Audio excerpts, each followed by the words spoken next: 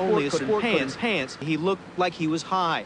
And alas, this is an all too familiar pattern. When the police kill someone, if the person had ever taken drugs, ever been arrested before, ever found themselves living on the streets, these are the things they tell us on the evening news. Never who the person was or how many people cared about him or her, or how wrong it was to shoot him, but only the things that might help make a case against the victim. Wore only a sport coat and pants, only a sport coat and pants, sport coat and pants. Anything that makes him or her different. He then overpaid for cigarettes with a large jar of change.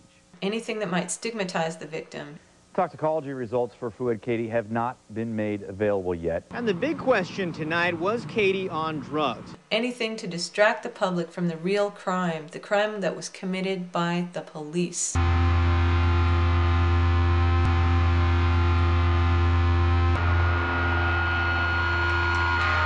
In the reports detailing the investigation into Fouad Katy's murder, we learn nothing about why two police officers would approach an unarmed, bleeding man with tasers drawn. No details about their past, nothing to explain their behavior, no drug tests on them.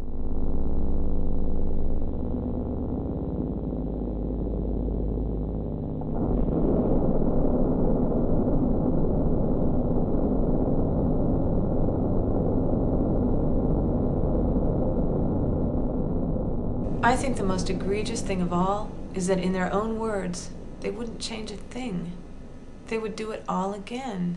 In hindsight, do you think the incident could have been approached in a way that presented less risk to yourself or others? No. Do you have any suggestions for improving relevant sheriff's office training? No. I call him a bastard. I call him a criminal. I call him a Gestapo.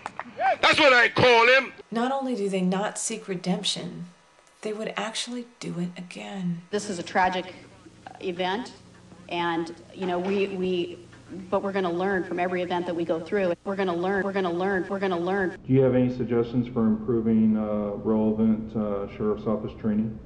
No.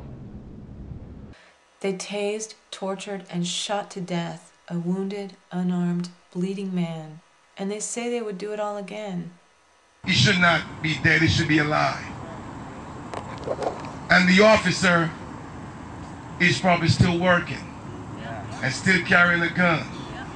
The Sandy police officer involved in the shooting is already back at work. The deputy involved is not back to work yet, but could resume duties before this internal review is finished. A shooting review board cleared two officers in the shooting of Fouad Katy last September. And the Sheriff's Office Shooting Review Board also determined that the deputy did not violate policy. Those officers were justified. No criminal wrongdoing in the shooting. The board of police members reviewed the case. Under any other circumstance, if you're a lawyer, if you're a judge, and there's a conflict of interest, there are ways by which you actually recuse yourself. In this situation, the shooting review board was composed solely of officers, of fellow officers, and so whether their findings are completely accurate or not, people are unlikely to believe them. There's no confidence in that because they're the perpetrators of this incident. So how are they going to be investigating themselves? It's really preposterous. You will never find out what happens. And I think people want answers. I think people want transparency. I think people want to feel safe in their own community.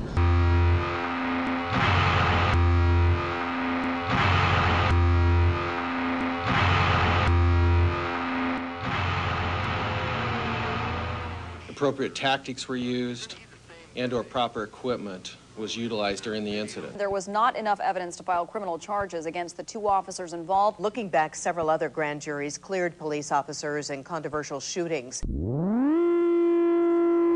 was shot, and everyone wanted to justify it, saying that the officer have a right to shoot this man. There is not enough outcry in the community to say the officer was wrong. When a police officer kills someone and he's wrong, we as a community must hold him accountable. We gotta hold the system accountable.